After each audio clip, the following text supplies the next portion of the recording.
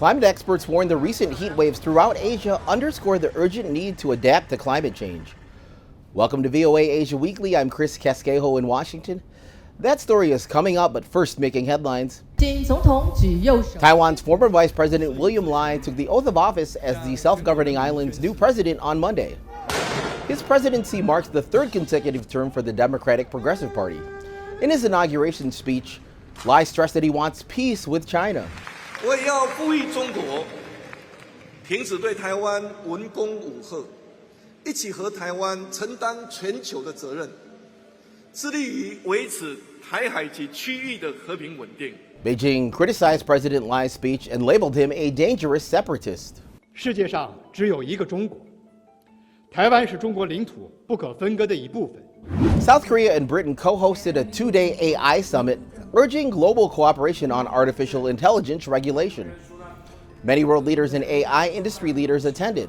South Korean officials say the leaders discussed both the risk posed by AI and its positive aspects. One passenger is dead and at least 20 more are severely injured after a Singapore Airlines flight from London experienced severe turbulence. The plane was forced to make an emergency landing in Thailand. A passenger told the media the plane's violent movement tossed passengers around the cabin. People slammed their heads into the overhead compartment, denting and shattering a panel. Vietnam's National Assembly has appointed its top public security official, To Lam, as the country's new president. As Vietnam's former top security official, Lam led an anti-corruption effort called Blazing Furnace. He oversaw the arrest of thousands of government officials and business leaders in recent years. The effects of recent record-breaking high temperatures across Asia are far-reaching, from school closures to drought and health advisories. And while climate change is part of the problem, this year it was made worse by the cyclical weather pattern called El Nino.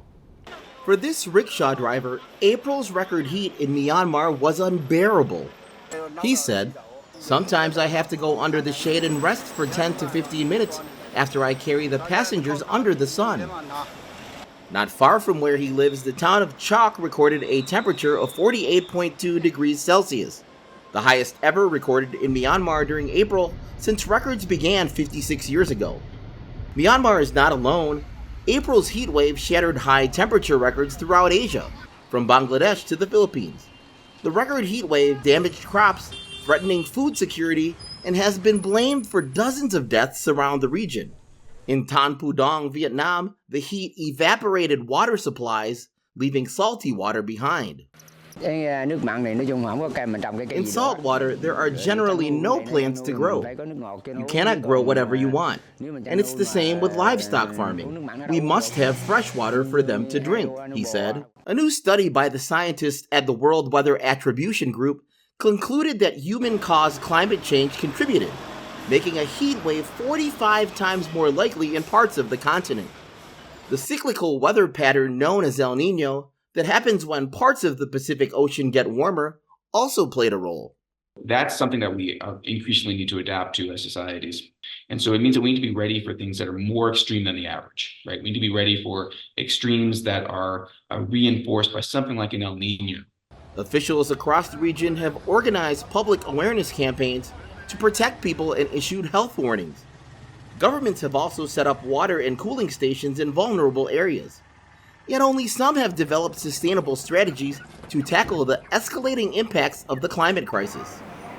Due to the larger energy demand for cooling during the heat wave, there have been power outages, electricity rationing, and increased pressure on existing power infrastructure.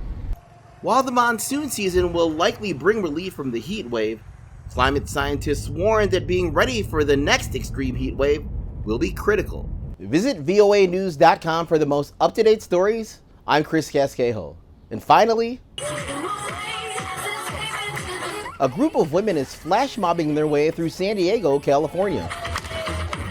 The dance group Ajuma EXP aims to break the stereotype associated with the insulting Korean term Ajuma, which describes a woman in her late 30s to 70s. You can spot the group shimmering and dancing in a stereotypical Ajuma costume, complete with a fluffy perm, a vibrant mismatched outfit, a fanny pack, a sun visor, and to complete the look, a pair of dishwashing gloves. Thanks for watching VOA Asia Weekly.